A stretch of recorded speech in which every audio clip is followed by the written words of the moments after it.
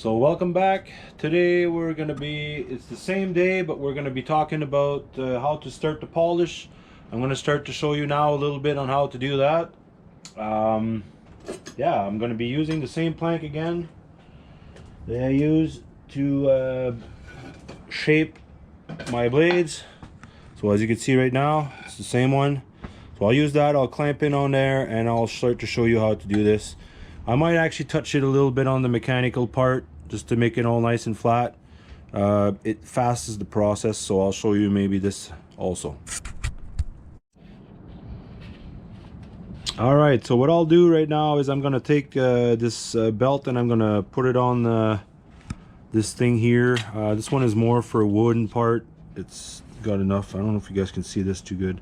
I know the sun's gonna play tricks on me right now, so I might turn on the lights, but the GoPro's gonna try to go and pick up outside. Oh, there it is.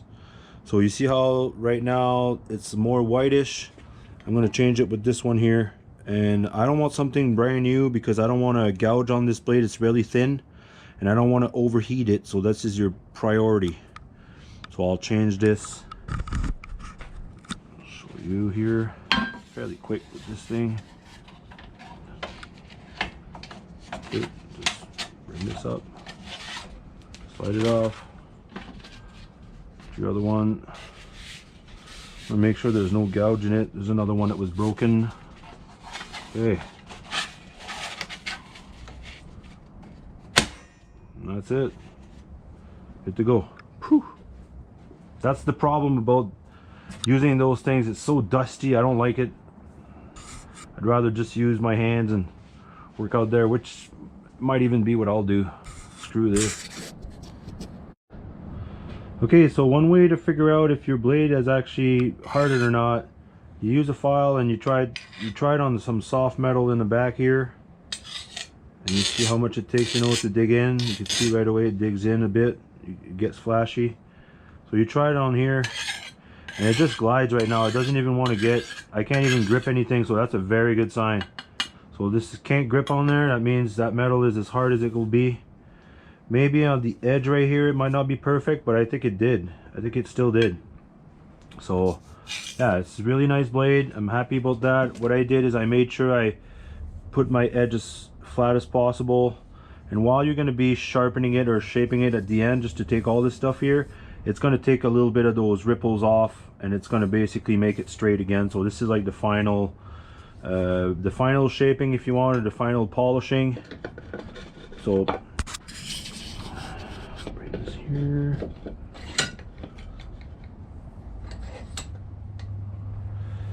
Very important not to use, if you can, a bastard file, because they have lots of little ripples and they can go and gouge deep in your blade. So what I found, I had another one that was had a handle on it, but this one doesn't. But I'll still use this one anyway because it's nice and straight, and I'll see if I can even work on this to make it polish it. If not, I'll have to use a little bit of the belt just to take the shine off and take that scales and everything off. It's kind of nice to use the belt a bit, but it might be too dusty, so I'll use the belt and maybe come back to you guys. I don't know, see how it goes. I'll try it and then we'll see if I put it in the video or not.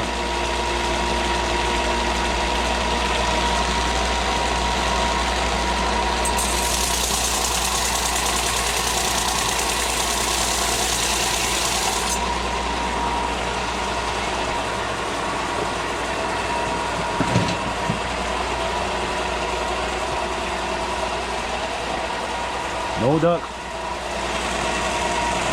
for now, but they were there all day.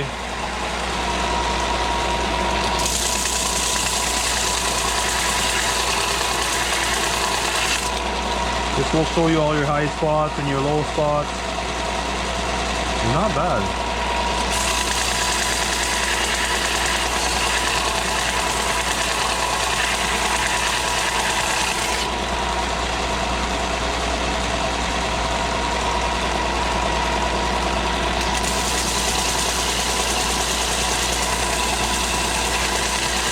You don't want to overheat that blade. If you can touch it with your hands, it's good. Taking my time here.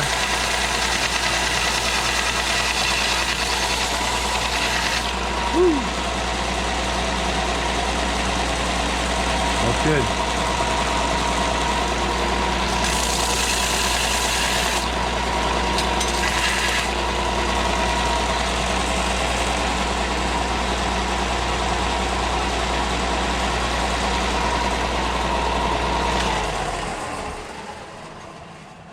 You see how right now it shows me that I have a high spot and a low spot here, so I have a bit of a bent. I'm gonna hit it just a little bit.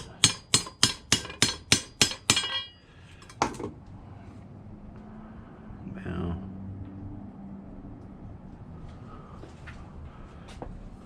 that's what's good about these things. It shows you where your high spots and your low spots are, so you can see it on the blade right away. Turn this back on. Sorry for the noise.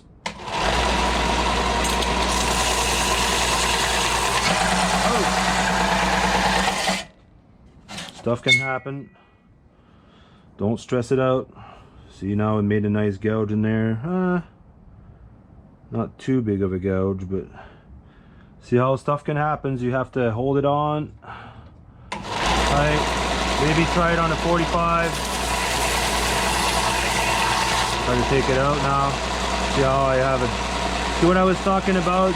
The second you do something wrong, you're gonna get it gouged into your blade. This is what can happen.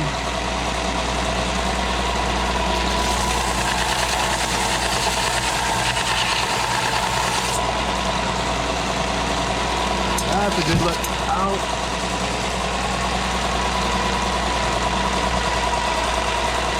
It's a good learning curve, but it's also pretty dangerous.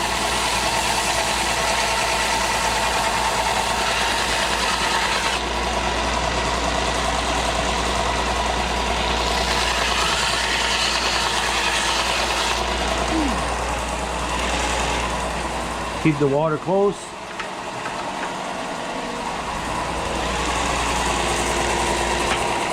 More water. I'm gonna try to take this off and then I'll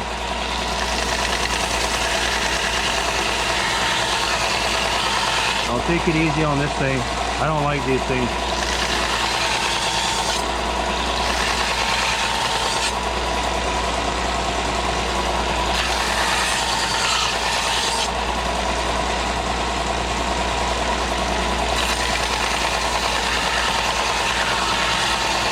You have a little bit of room for error, but not much. I think I'll be okay. I'll still be okay. But it's just to show you the reason why I don't like to use them.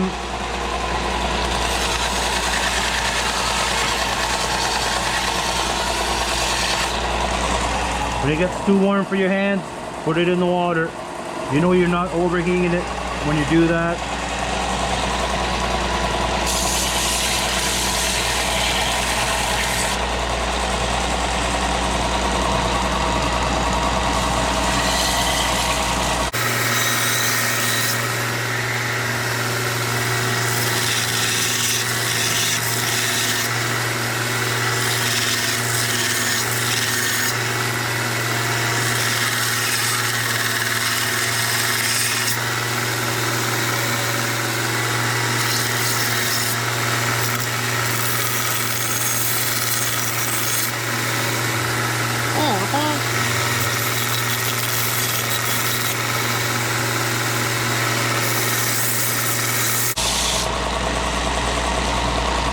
It's going to straight up your blade when you do that. Just a little bit on the edge, that's not bad.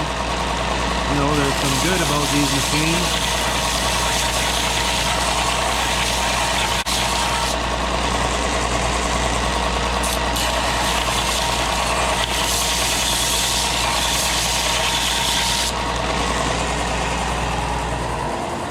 Just to make sure I stay on the safe side.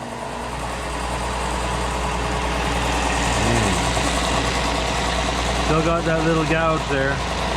You work it down.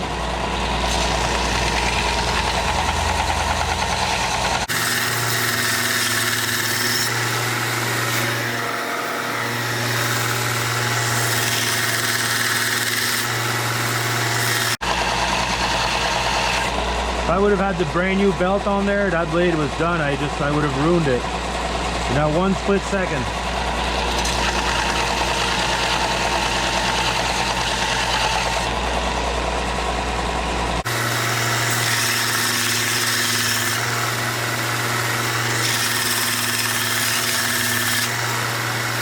Still there, you can see it. Right there. I'll work it down.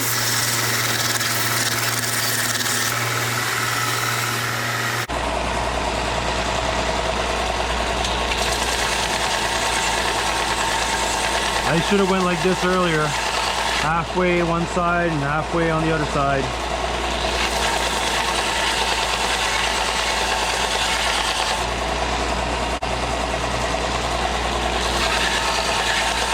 This is good because it'll keep that tang and everything else nice and straight.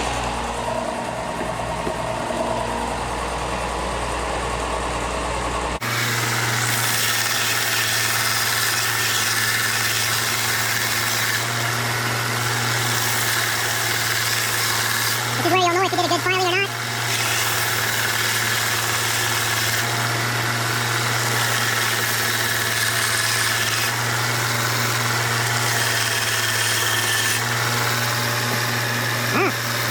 That's good.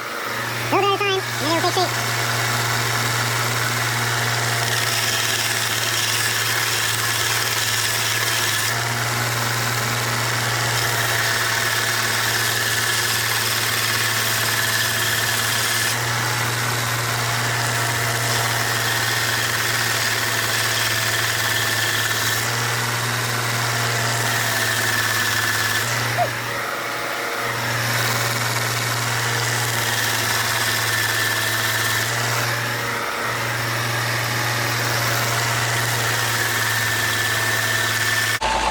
This is where you do the final thinning of that blade. You want it to be as thin as possible, but not too thin.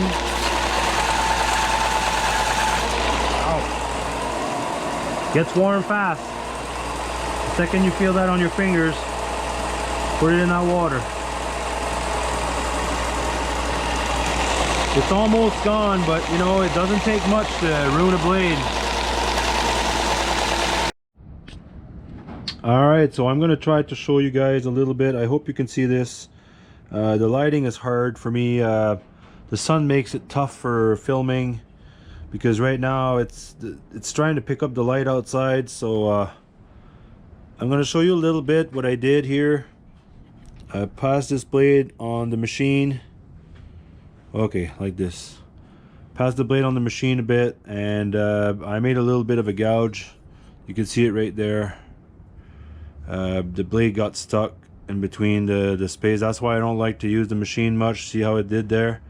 I'm gonna work on it. I think I have enough room that I could take it out, and it was much bigger earlier. So yeah, I worked on it, and sometimes mistake happens, but we should be able to polish it, and I'll show you guys. I might have to go on another day where it's not going to be as shiny, or maybe wait later on tonight, because then if I have the light above me, it might be easier for me to show you. So that's just the process, the progress that I've been doing so far, and I'm just going to let you guys see the rest of it later on. Bye for now. There's 2 ducks right there. Mallard is watching the hen. They're actually probably roosting eggs right now, or making nests soon, because they're only coming in by pairs. So it's the time of year, that's normal. Soon there's going to be more coming in. Yeah, that nice river, it never freezes year round. Alright, so when I was saying I could actually whip up just a little handle quickly, it was a piece that was inside the fire. When it started, I was like, oh, I'll just grab it out of it. You take the drill. I took the little saw there, just cut the end straight. Take the drill.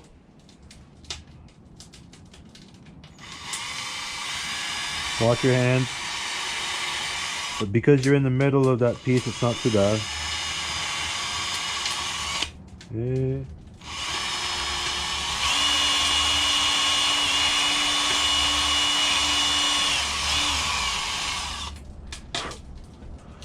like that.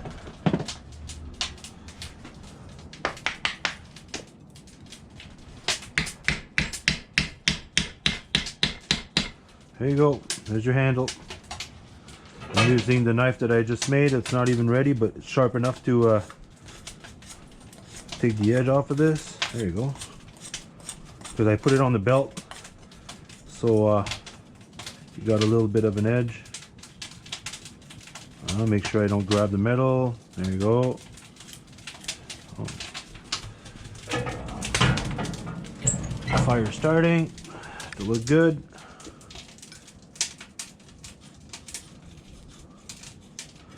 Nothing fancy. Just like so.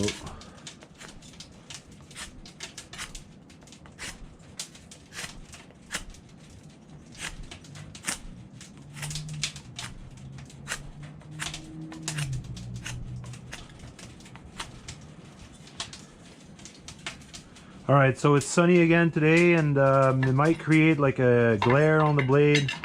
What I might have to do is just move the GoPro around and make it so you guys can see what I'm doing. So that's what we're going to try to do today. I did a little bit of some yesterday and today again. I made a little nick there with the machine. It got stuck in between there, and you know, it dropped out of my hand yet again. Mistakes happen, but that's what kind of happened with machinery, is it doesn't stop, and it was way worse than that, but I took a little bit off, and I'll do the same on this side. I'll show you what I do, and this one is a flat file, so you see how it's not like the bastard file. It doesn't have the where did it go now? It can't be that far. But yeah, you guys know what the bastard file is. It's got a bunch of little cracks more. Like this one here. You know, there's a difference between that one and this one.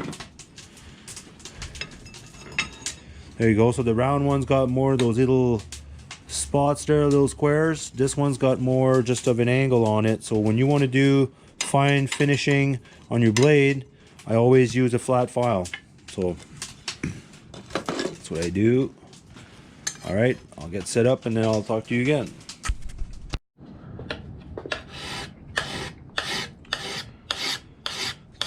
Alright, so I'm using my flat file.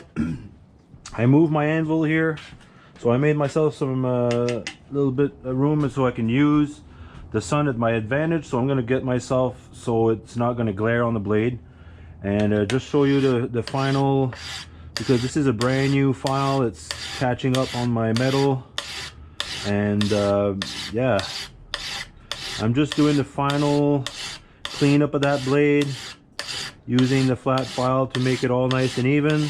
Take all the bumps off.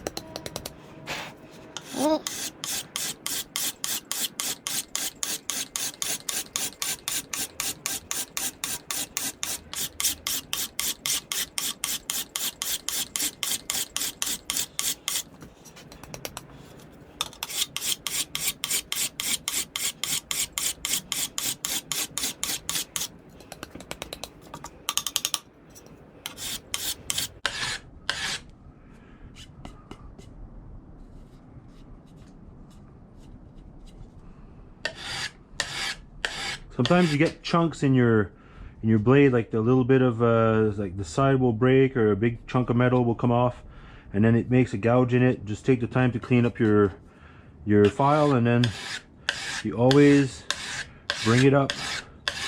You never go on the back stroke. You always just go on the forward stroke.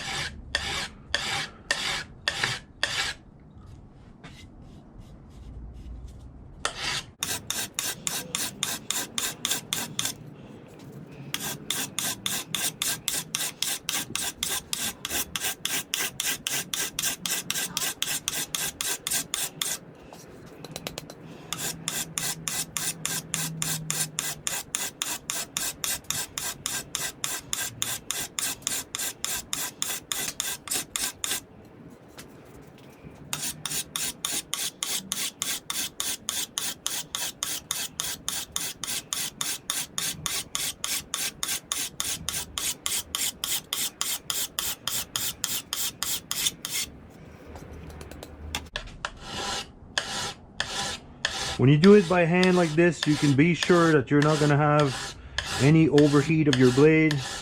You're not going to have any gouges. So I've, you know, showed you a little bit. If the footage was good, I might have put it on there, but it creates a big shadow in the back of that machine, so it's hard to see. I put it on that machine a little bit, and it did a gouge in there. I mean, it's not the best of the machine, and I'm not used to it 100%. Like I say, I don't do this often, but no excuses. Should have done half the blade and do half of the other side and switch it around instead of trying to go too far. And then it got off my hands, and that's what it did, a little gouge. But I'll take it out with the file, and you don't have to use water. You know, when you're done with your flat file, it looks pretty good. You could take that and start using your sandpaper and start polishing it. That'll be the next step after that. But when you do your quenching, you don't want to go too close to your end finish, because you're going to have marks, and you're going to have some markings from the quenching and some little imperfections that you want to take off at the end. And remember, because the back of this knife, I made it all so it's nice and soft, I can still work at it. And the fact that it works, because oh, this is really soft. I feel a little bit of difference from the edge and from the back. This is much softer than this side here. You can still pick it up. I mean, you don't want metal to be too shattery. I don't want it to shatter if it gets hot, too hot and cold, or you know, I'd rather it to bend just a little than it to break off, you know. You could have it, I guess, much harder metal. But the point here is to have a homemade knife made by somebody by hand and forged by hand, and I think it's, you know, it's different. You have to put oil on them. Even if I polished them, I had one just not too long ago where I polished it, but it rusted a little bit on me, and I don't know, it didn't come out like I wanted to, so I'm gonna have to restart. And that one etching, the work that I did on there took me about 3 hours to do. So it'll be in another video, but yeah, I think I'll have to just do it. A few things are going to be the same, but a little bit simpler, more simple, because the letters came off, and the more letters you have, the tougher I find to do an etching with names on.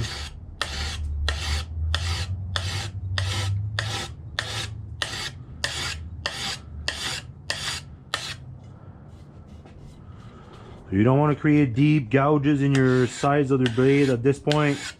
You want to make sure that your files are nice and clean, and go nice and easy.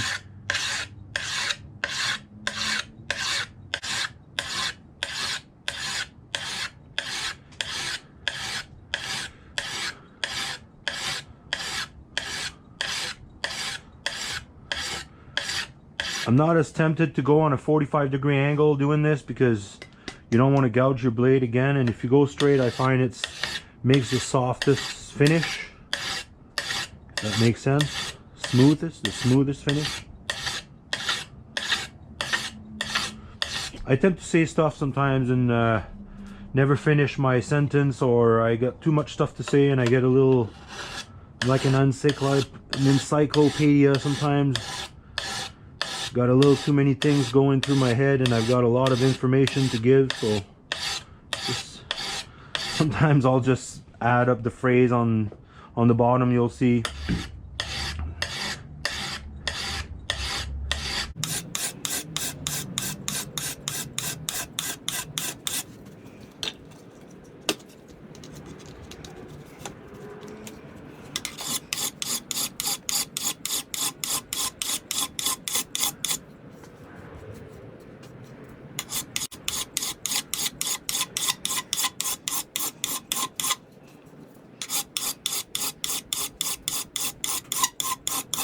Hope you guys can see this well.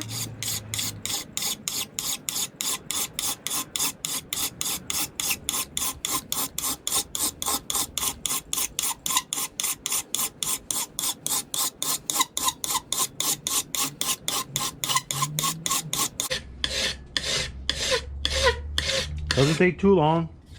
You can take a lot of material with a nice file, especially when they're new. They go really good.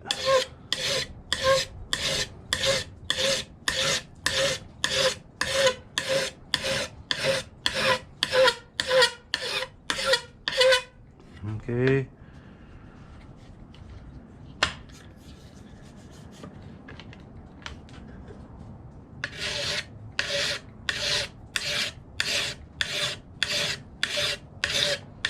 Stay nice and flat, go nice and easy. That's what the whole deal is all about. I hope I'm not getting you guys to fall asleep.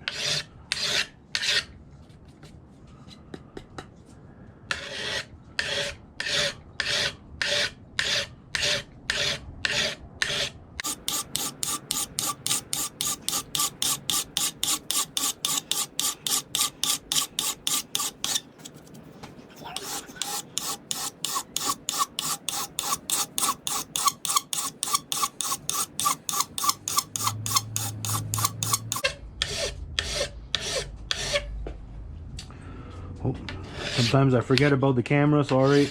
I gotta put my head straight and make sure it's make some good footage.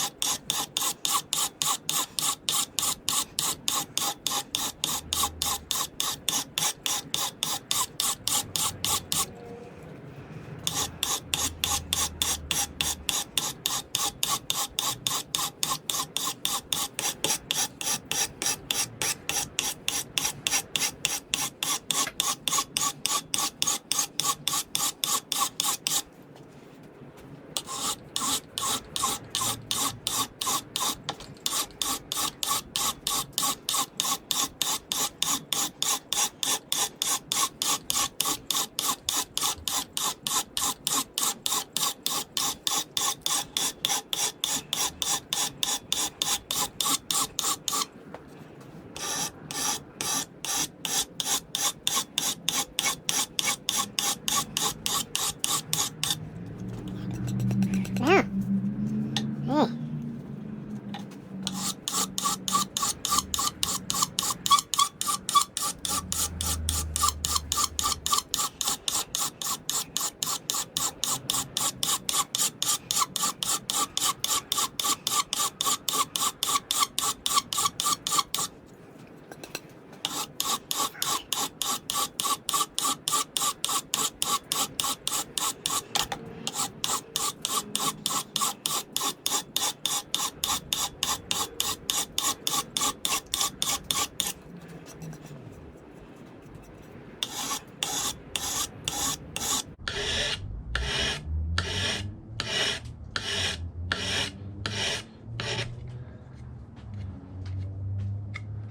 Hey. Okay.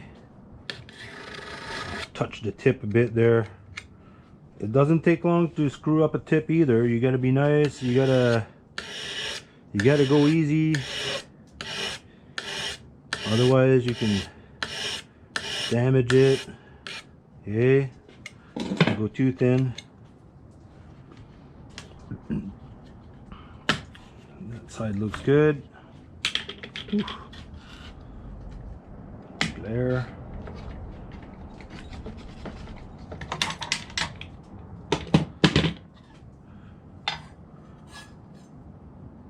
Oh. Try to take out this line here.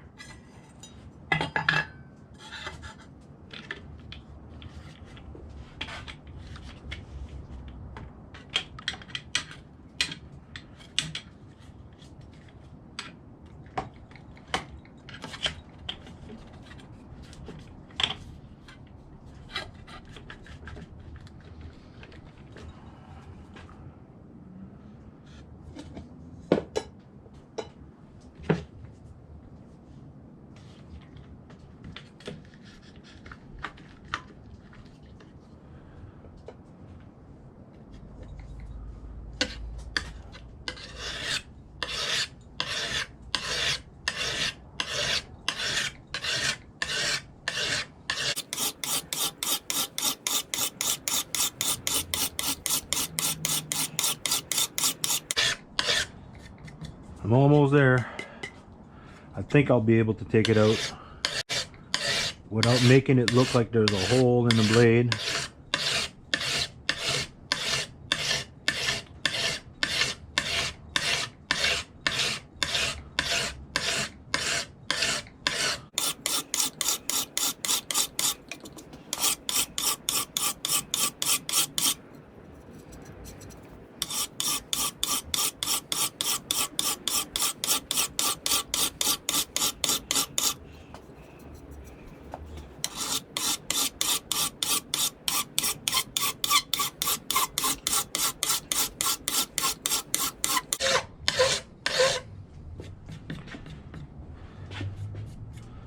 I can barely make it out.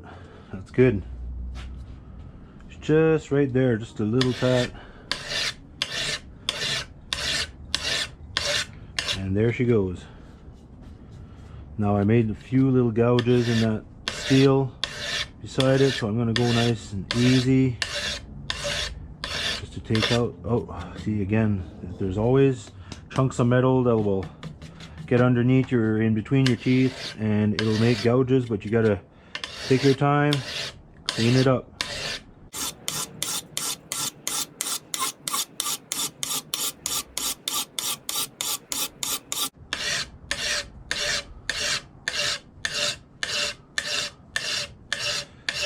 The warmer that your blade becomes, the easier that your blade is going to catch, you know, because it creates heat and your metal gets just a bit softer, and it creates, you know, it grabs on, creates friction, and it grabs on now a little bit better. But I feel this one is much harder to gouge in than this part here. This is definitely a little bit harder. You just, not by much, but you feel it, what you want.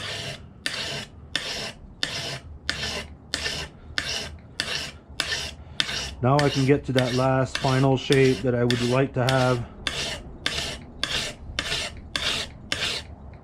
Making sure I don't gouge it. See, little flakes, bigger flakes that comes out there.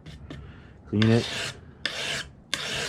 I don't want to erase the line from the horseshoe either, so I'm not going to go too far. Just very nice. It looks good.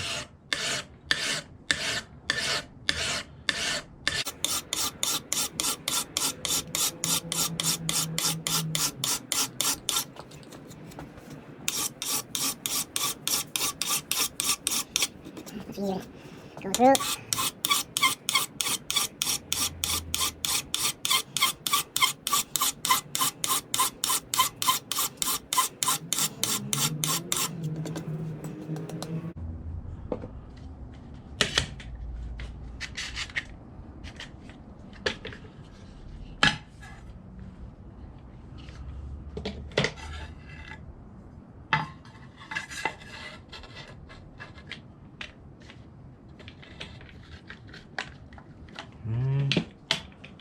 Oh, get this out of the way.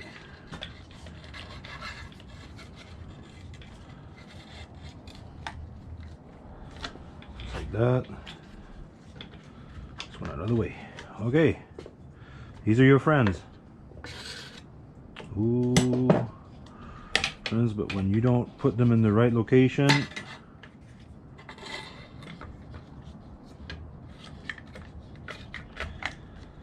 not much use. There. Okay.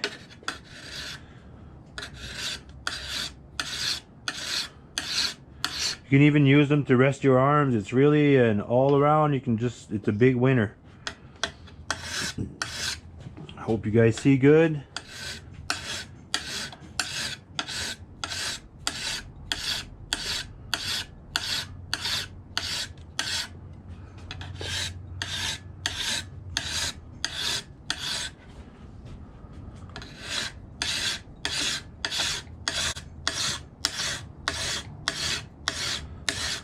Definitely harder to get in. Once you start, it seems it gets a little bit easier.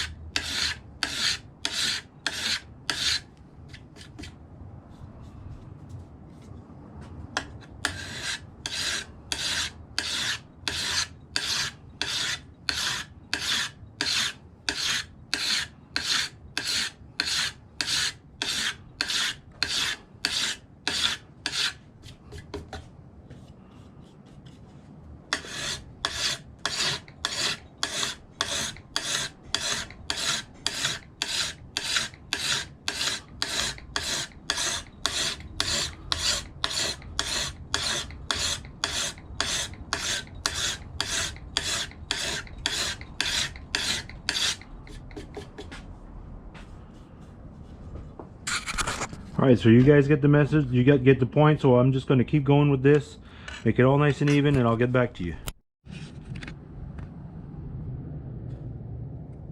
There's the duck right there.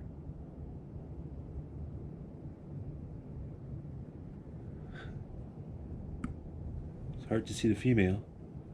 You can see the mallards right there. There they go. It's kind of nice out. Another gorgeous day.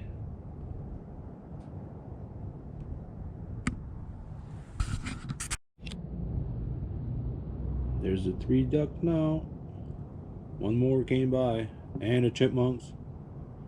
But the chipmunks, you won't be able to see it on the camera. Yeah, nice little place right here. With the view.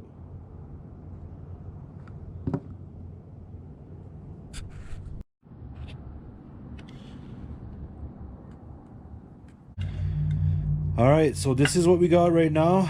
I actually did all the round again, did all the contour of that blade. This is what I ended up with, and I cleaned it all up, so it looks pretty good. So now we're going to be ready for starting to polish it. So I'm going to put you on the tip of my hat, and I'm going to show you how she goes. So the polishing is pretty much if you want, like with the filing, except it's with sandpaper. So we're done with the filings, and put the files down. And I usually just put one because I want to have access to all this. So the trick with polishing is if you make all your lines this way, the next one you should try to cut it this way, and then vice versa, and then the next time this way, and the next time this way. So I'm starting with about 120. You could go with 100, or like I go with a 120, and I start with this one to try to cut all those lines that I made with the file, and try to get to those gouges. There's a few little gouges that I made with the files, because there's always pieces of metal that get stuck between your file and your edge. And I finished all the rest of it with the flat file. So yeah, so basically it's not a science, not rocket science. It's just basically some elbow grease, and you can polish it all by hand. Okay, so the one thing that I use is a piece of wood right here. It's sapele. It's really hard. It's flexy a little bit, but at the same time, you're gonna have a straight edge. A lot of times what I'll do is I'll use this for like basically putting it in my sandpaper and using it. So I use everything out of it. There you go, just like that. So then you have a flat surface, you know, and it's easier. You don't have to try to hold on to the sandpaper. And yeah, you keep doing this. You're going to see it's going to start changing color, and you're going to see where your high spots are, where your low spots, and this looks pretty good.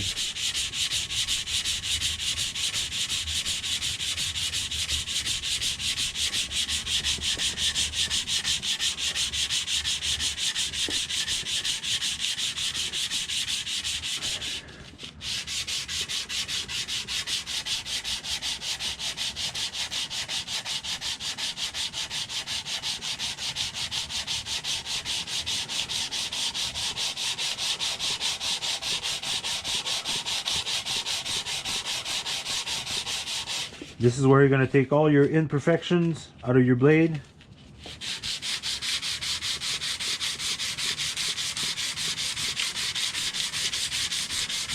Samurais are actually done the same way, not with sandpapers, but with stone.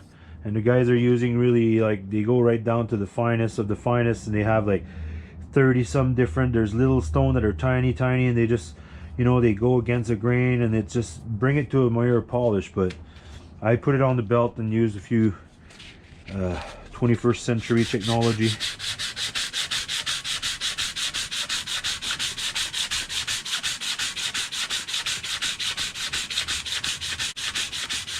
Don't be surprised if you start to taste like the metal because you've got your hands right on some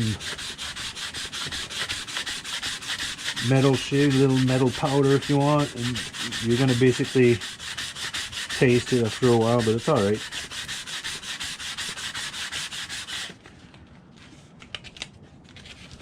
You put gloves if you want to.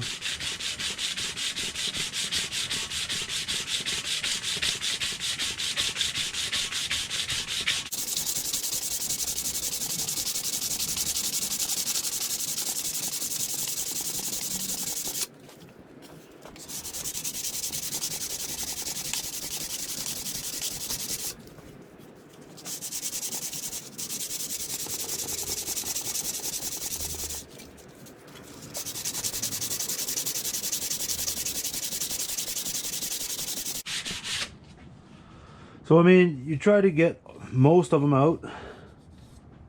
If you try to go like perfect and to be too perfect, sometimes you're just gonna, it's never gonna end kind of deal. So it all depends on how perfect you like it. I'm a perfectionist anyway, so I'm not gonna blame you to try to be, you know, as nice as possible, but sometimes to leave a little bit of some marks on there, it's not a bad thing. It kind of make it look like at least it was made by hand.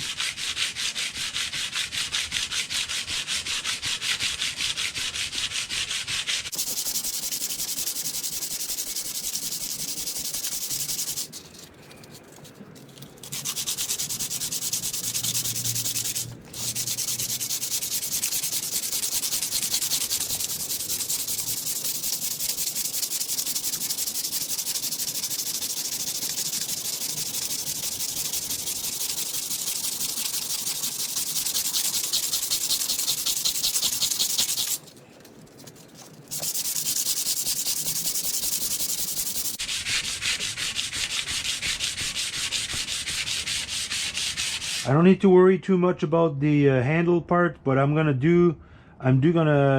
shine it as much as I can close to at least this part, because I'm gonna plan to basically get the handle as far as the lid, just past a little bit that round part. So I'm gonna keep going at least till the start of that round part for the finger guard, and at least I'll know that part's gonna be shined up. At least not too bad. I'll bring it up to at least a 400, and then after that I might start to put the handle on.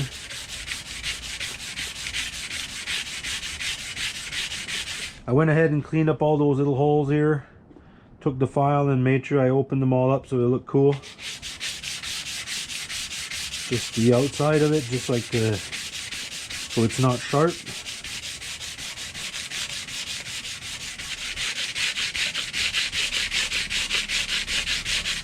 Filing wasn't too bad.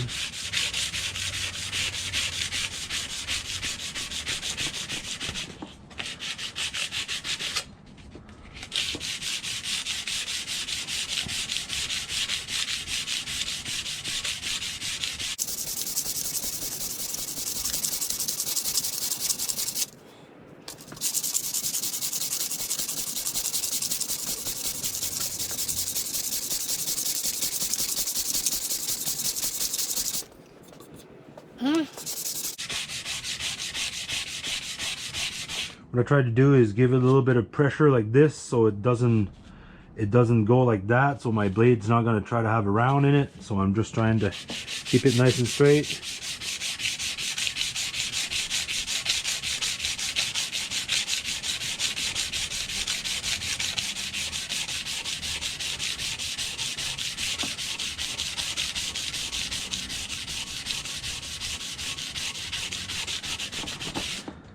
I'll keep going at this and then I'll come back. Alright, so the one side is pretty much all done. I'm just working right here by the handle.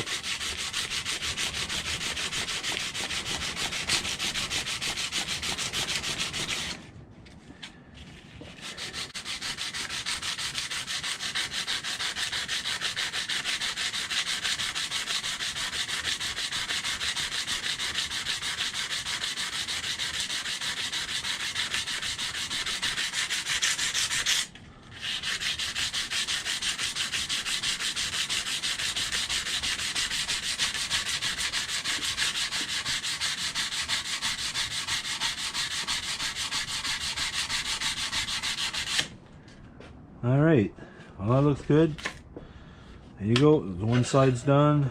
Took me about I don't know, 20 minutes. 20 minutes, and then we're going to be working on this side.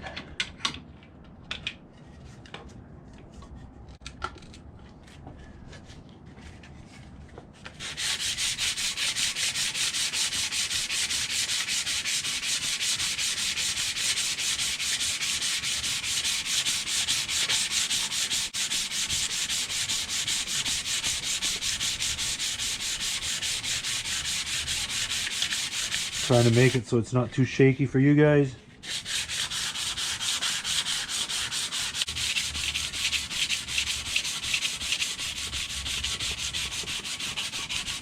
Yeah, so this little trick works really good.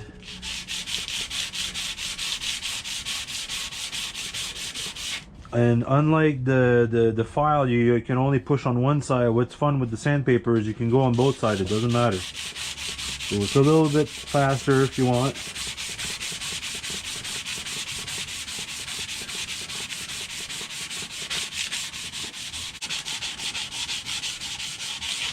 And the only way you can actually see the lines that are too deep is by going across them. If you go this way, see how they're going to disappear? You don't see it anymore, so you don't know how far you've been. So the trick is to go across your grain every time. When I go to 400, I'm going to go this way. So I'm going to cut across the line of this sandpaper. So you're going from bigger scale to smaller scale. So from your file to your sandpaper, your 120, then your 400, then your 600, and then from the 600 you can go on the wheel over there. But you still have to kind of use a 600, but at the end you use it at the same spot, so it's a used 600.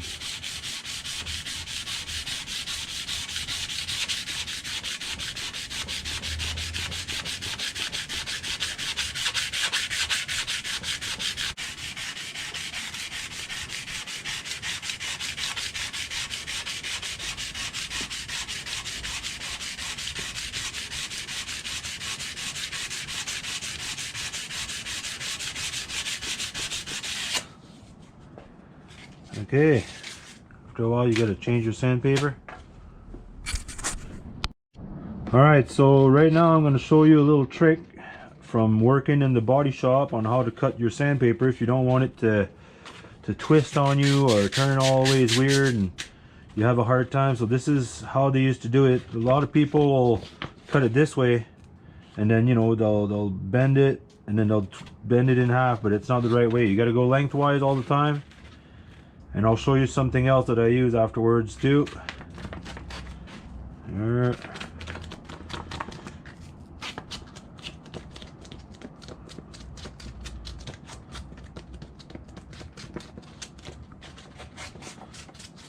In order to make it really tight, there's also a little trick on how to bend it. And that comes from years and years and years and 40 years and more of experience from my dad. And they explained it to us on how to do it well, and there's the right way to do it. So you bend it in half. Your first bend that you do, bend it in half. But the trick comes over right here. Is if you take this one here, or you bend it in half,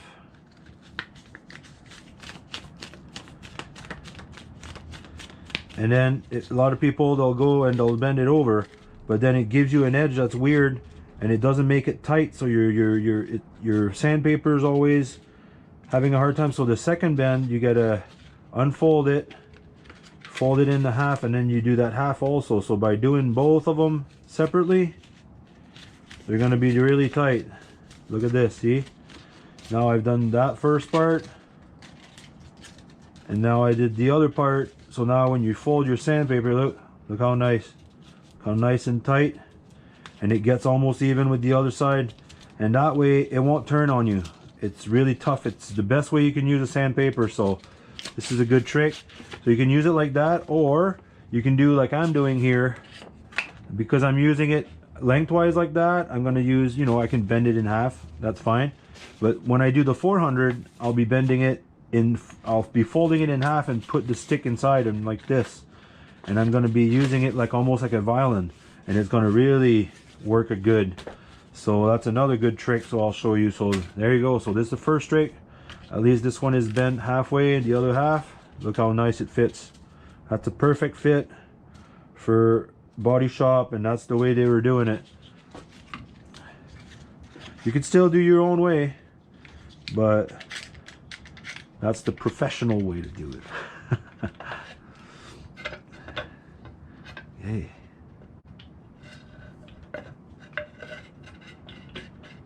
Alright, put it more on the edge here so I get a chance to get on the side. Okay, that was the tip of the day.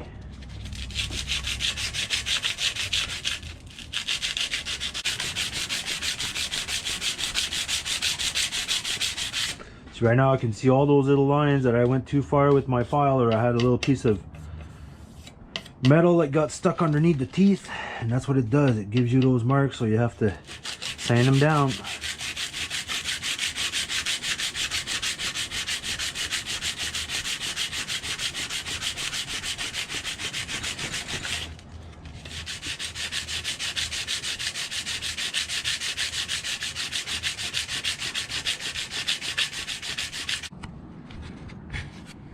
Alright, so there you have it. That's the blade right there, all sand up to 120. I'm going to probably stop after this because I've been going on for quite a while and I could feel it a bit in my back, but it's good. It's some good exercise. You don't think about nothing. The blade looks really good, so I took all the imperfections out of it.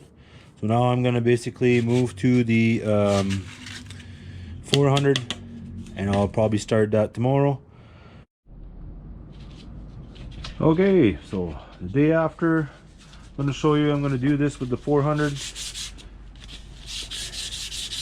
And after, because I went like this with the 120, now I'm going to go like that. And if you use a sandpaper, you cut it lengthwise in half, and then you bend it in half again. You put it inside a little piece of paper, little piece of wood like that, and then you got yourself almost like a fiddle or like a violin, and that's going to help to keep your edge straight, and it makes a really good job. That's it. Oh, wait.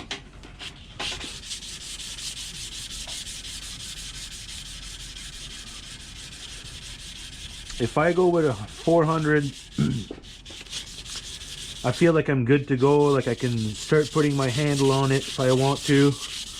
I could finish it maybe with a 600, but a 600 I find you're gonna make scratches on your, and then you'll have to touch it again with a 400. So I find I don't go any smaller than a 400 before I put the handle on, and I just find that it saves you some time. Because don't get me wrong, you're gonna do a little bit of some of those steps, maybe twice, maybe 3 times, and there's nothing wrong about that, you know. It's all a nice learning process.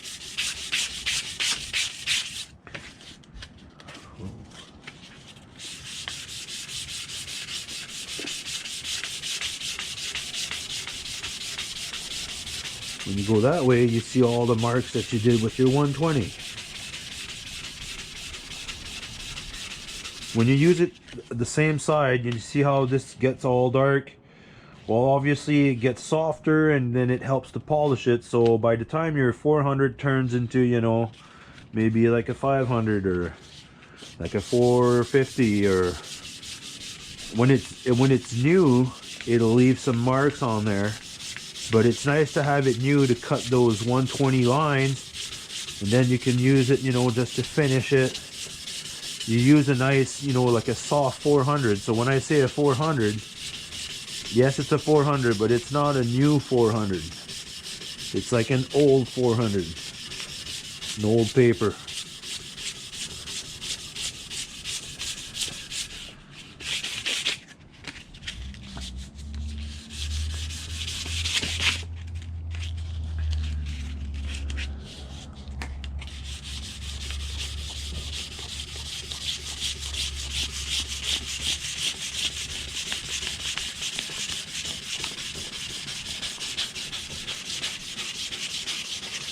see a few little lines, not much, but I can see a few lines right here.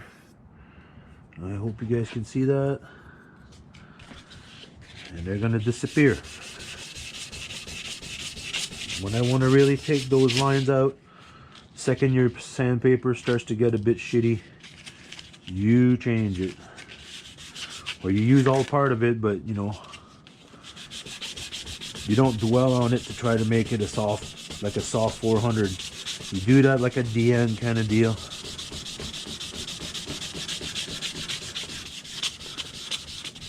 If you don't want to like break your sandpaper like I did right here, it was on the backstroke and it can be sharp, so go on the downstroke like that.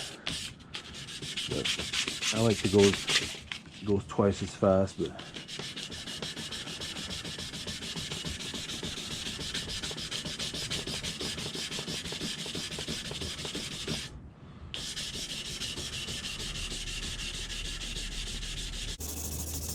and then I'll do the 600 the other way, but I can do that at the end.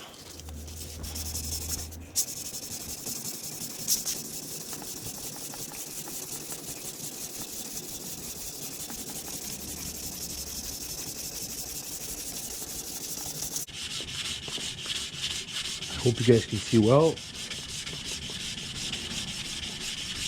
I think so. Trying to make my head as stable as possible. And today I went out and cut a few trees, so I cut about 5 trees, which is a big white pine. Sorry, not a white pine, it was a white spruce.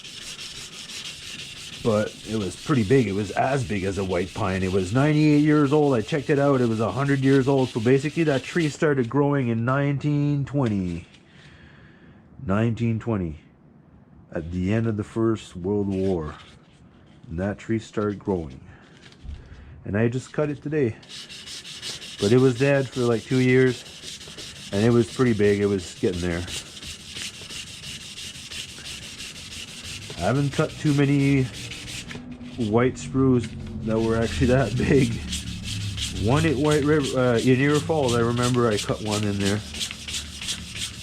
Pretty big one. We did some big planks to make a bridge. But yeah, it was good. It felt good because I used to cut every Saturday. I used to be in the bush with my dad, so it was good. I enjoyed it. I feel like home when I'm in the bush cutting something, or when the chainsaw's going. I might even add up the video just quickly. I went out and helped some friends. They were trying to get their backyard finished, and I went out and cut the trees for them, and I worked out really good. Everything went out perfect. They all fell right exactly what I want them. Et puis, alors que tout espoir semblait perdu, ils trouvèrent un sanctuaire. Le million est sauvé.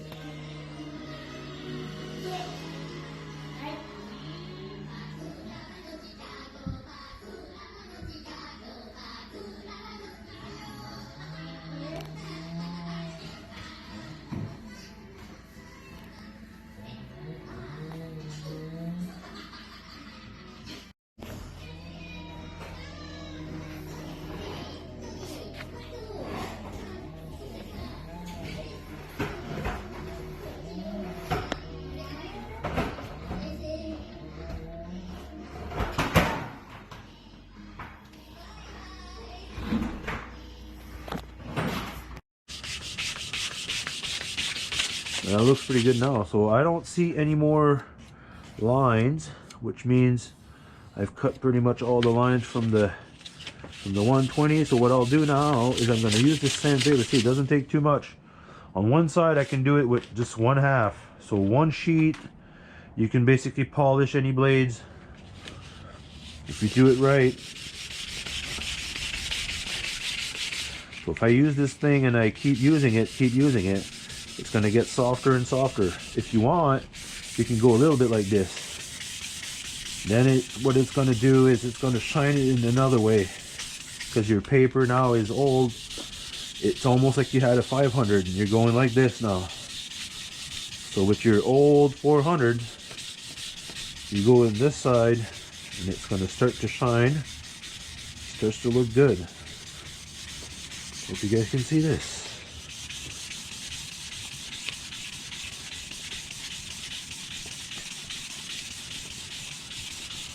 I'm not going to show you the other side because it's going to be the same thing, but I'll do the exact same thing and then I'll be able to show you the video. And the next video is going to be the knife handle making, and that's going to be interesting too. That's a good part. I usually don't make a knife this quick. Usually it takes me a while to, but right now it's kind of fun.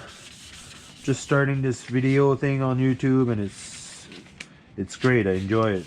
It's all out there just to show you guys, and if you're going to spend some time, if you know me, you know I'm also doing all kinds of carving and painting, and I'm a jack of all trades, but I'm actually a master of a few things, I say. So, it's fun.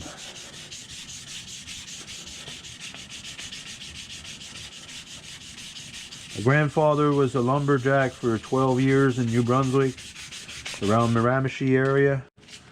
And after that he was a carpenter for 40 years, but those guys, they had to sharpen their own carpenter saw. Could you imagine that? It takes you about an hour and a half. Now today they got chainsaw, they got skill saws, they got miter saws. It's unbelievable what you have for tools, but he did it all in the old ways. And I've got some of the remnants of his stuff here. Look, this is one of his old hand planer. That's really cool. So I'm rebuilding this thing. Really good at sharpening tools. So when I sharpen this thing, it's going through wood just like butter. It's amazing. So I've got all kinds of little projects on the go. My grandfather used to fix a lot of axe handles, and he used to make snowshoes. And I remember before I went to college, I made the full rack of the snowshoe. I did the whole frame. We made it with maple. We steamed it. It was quite the process. I still have them at home. I'm pretty sure they're still in New Brunswick. And I cut the babiche. I cut the cowhide with my grandfather by hand. We stretched it on nails. We let it dry. If you don't stretch it on the nails and you don't let it dry, it's never gonna work. It's gonna flop. The second it gets soft, it's gonna soft. When you go into that snow there, it's gonna get right soft. But yeah, snowshoes, you take the babiche, you stretched it, and then he was supposed to show me on how to do it, and then he died afterwards, so I never got to use to do it. But if I look on pretty sure I can look on YouTube and find out how. So that'd be another project that'd be cool to do. Nice sunset,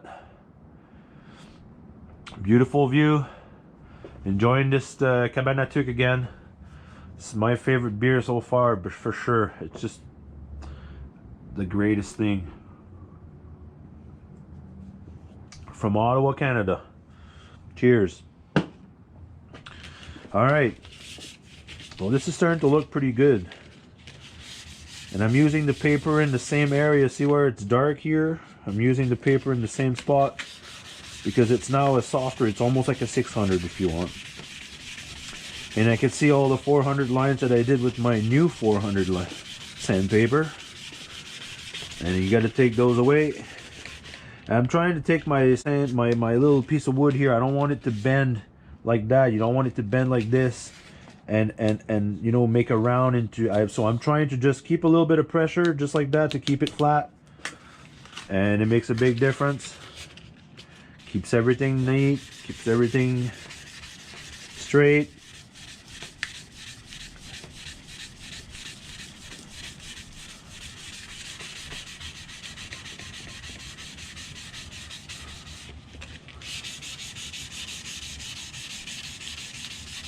So yeah, today was a big day, so I just decided to stay up anyway and stand up, and my feet are a little bit hurting, but hey, it doesn't matter. There's people that are having it even worse in the hospital, so I'm not complaining. Not complaining.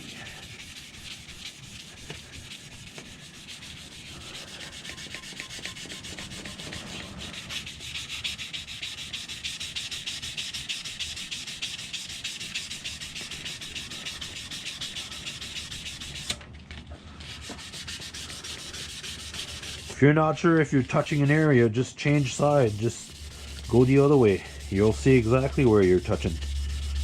Right now, I wasn't touching the edge. I wanted to try to do right here. If you can't see what you're doing, change side, and then you change the other way. There you go. Now I know what I'm doing. Good. All right, that looks good.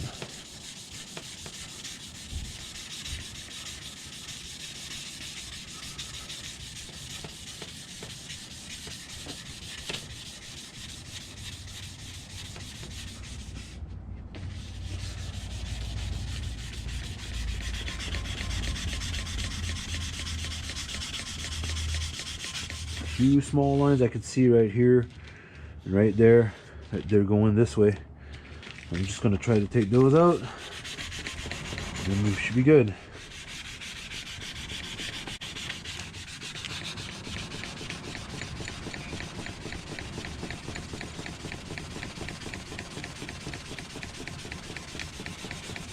Make sure you take those out, because with the 600, with a new 600 you can take it out. Then you gotta use an old 600 to finish. I don't go to 1,000, but you could. It's easier when you go polishing. But I make it with the 600. Takes me a little longer on the polishing wheel, but I find by heating it up while I'm polishing it on the polishing wheel, I find I give it a little bit of the temper that you're supposed to do with the blade. You're supposed to leave it temper for a few hours, maybe an hour or two. I think it's in the oven at 4 or something, but I don't do that. It's supposed to be a really important process in your blade. I've never had an issue with mine, and I find when I use it in the polishing wheel, it heats it up so much that if I do that for about an hour or so, there you go. You got your temper done by heating it up with the polishing wheel. It gives it back some of the heat. It takes out some of those stresses that happen when you quench. That's what the tempering does. When you leave it in the constant heat, but it's a control heat, it basically helps unstress the metal and it makes it more durable. But the metal seems to be just a little bit on the soft side with this one here, so I'm not worried about it to be brittle or nothing or breaking. It should be a good kitchen knife anyway.